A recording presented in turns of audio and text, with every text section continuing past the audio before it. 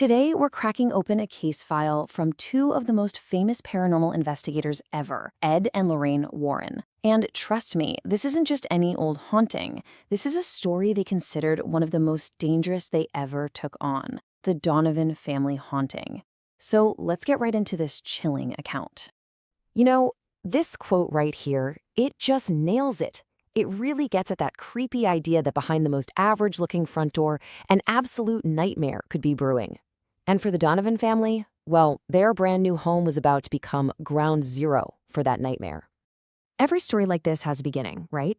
There's always that one moment where the door gets cracked open and something is invited inside. For the Donovans, that invitation wasn't some big elaborate ritual. No, it was much simpler. It came disguised as a game. So let's meet the family. You've got Ted and Ellen and their 19-year-old daughter, Patty. They just moved to a new town, and as you can imagine, Patty was having a tough time.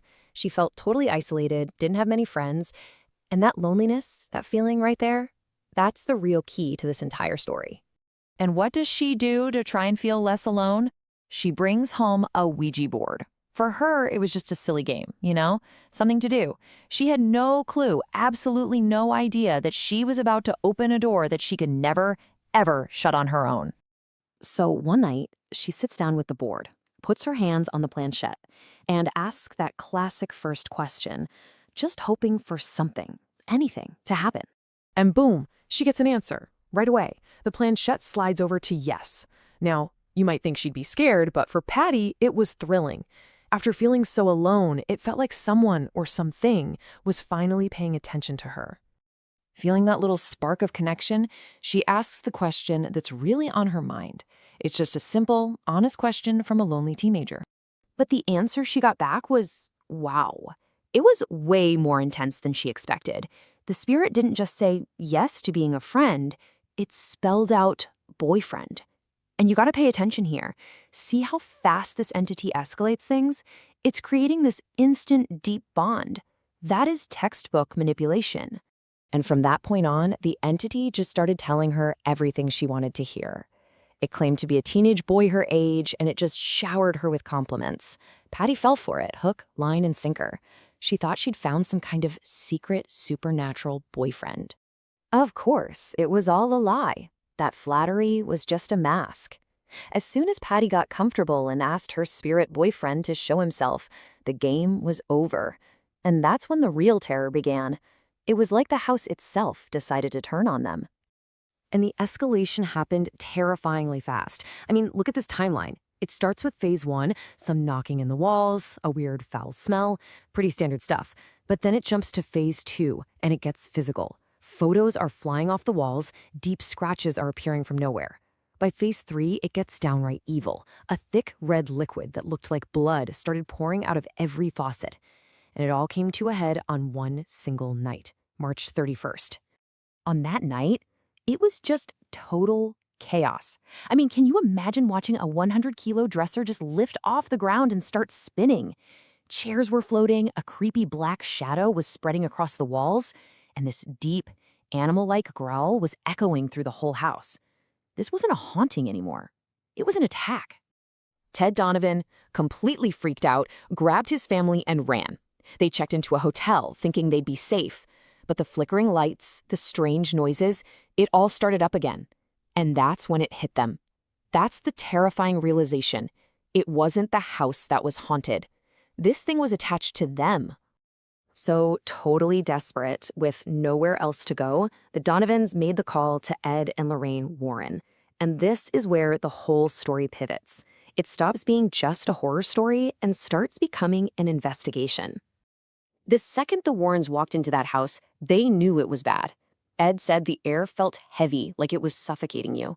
He did this classic test where he knocked twice on a wall and something inside the wall knocked back twice. But it was Lorraine, being a powerful clairvoyant, who saw the whole picture. She saw it, this huge dark shadow with glowing red eyes. She said just being near it felt like it was physically sucking the life out of her. The Warrens knew this wasn't just some ghost. They called it an infestation. And you have to understand, that's a whole different ballgame. It means you're not dealing with a confused human spirit. You're dealing with something non-human, something demonic, and its only goal is to terrorize and break down the people it's attached to. Lorraine's abilities told her something else, too. This thing didn't just show up, it was invited.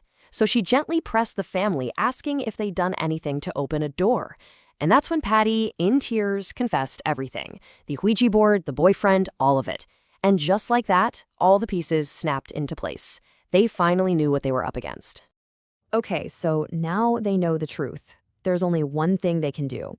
You can't run from something like this. You have to turn around and fight it. The Warrens knew the only way to end this was with a formal exorcism. The second the priest started the prayers, the house went wild. Let's just walk through this. Step 1, the temperature in the room drops and the walls start to shake. Step 2, the entity shows itself as that massive black shadow. But step 3 was the absolute worst. The shadow merges with Patty. She lifts off the ground, levitating, her eyes glowing red. As the priest kept going, the entity used her body to fight back. Until finally, in this one violent moment, Patty was thrown 5 feet across the room, slammed against a wall, and collapsed. And then, after all that violence, silence. The fight was over. But what was left after a spiritual war like that? Well, the change inside that house was instant, and it was just unbelievable. I mean, just look at the difference here. The feeling of constant fear? Gone. Replaced by this total sense of peace.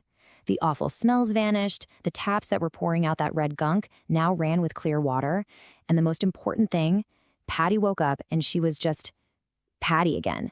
Safe, normal, and finally free. The exorcism worked, the war was over. That non-human thing that got in through a game was kicked out for good. The Donovans got their house back, and more importantly, they got their lives back. You know, the Donovan case is such a powerful lesson. It all started because of something so incredibly human, loneliness, but it spiraled into a fight with something completely inhuman. It really makes you stop and think, doesn't it?